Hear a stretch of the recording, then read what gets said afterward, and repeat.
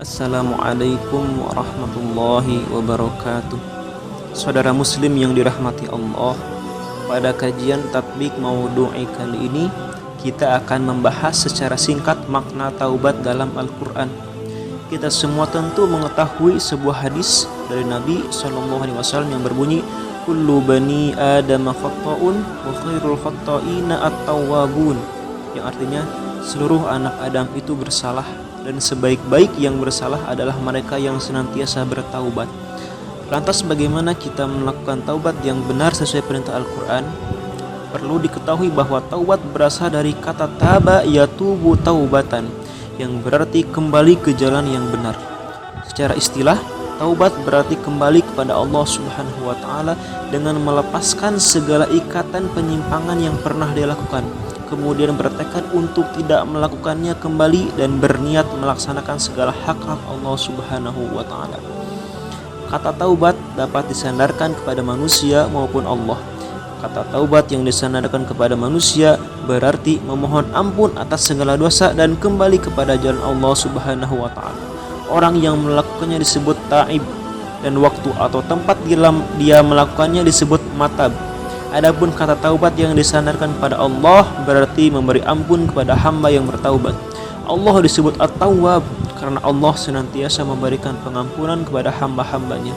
At-Tawwab adalah salah satu asma dari Al-Asmaul Husna yang sangat, atau nama-nama yang sangat agung, yang sangat baik dari Allah. Dengan sifat At-Tawwab itu Allah mengampuni dosa-dosa hambanya. Dalam Al-Quran, kata kerja taubat yang disandarkan kepada manusia seringkali menggunakan harf ila. Sebagai contoh, misalkan dalam Quran surah At-Tahrim ayat 8, A'udzubillahi minasyaitonirrajim, ya ayyuhalladzina amanu tubu ilallahi taubatan nasuha. Sedangkan penyandaran kata taubat kepada Allah Subhanahu wa Ta'ala seringkali menggunakan harf ala. Contohnya pada Quran surah At-Taubah ayat 117 yang berbunyi, A'udzubillahi minasyaitonirrajim. Laqad taballahu 'alan nabiyyi wal muhajirin wal ansar. Kata taubat dan derivasinya disebut berapa kali dalam Al-Qur'an?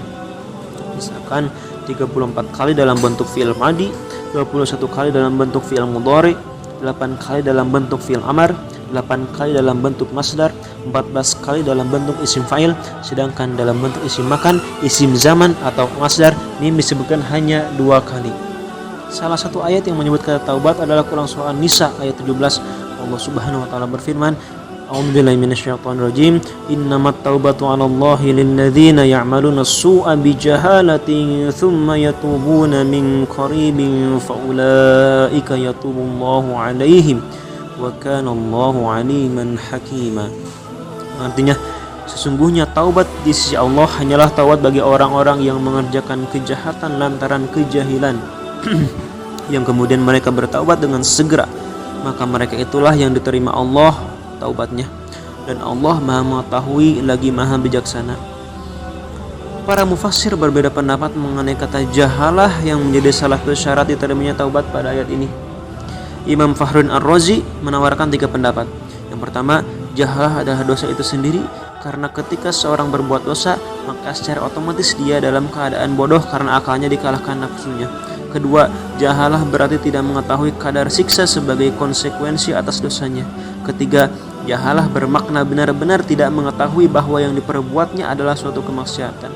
Sedangkan Dr. Syekh Wahab Zuhaili berpendapat bahwasanya yang dimaksud dengan ketidaktahuan atau jahalah bukan berarti tidak mengetahui keharaman perbuatan tersebut, karena setiap orang muslim dituntut untuk mempelajari hal-hal yang diharamkan oleh syariat.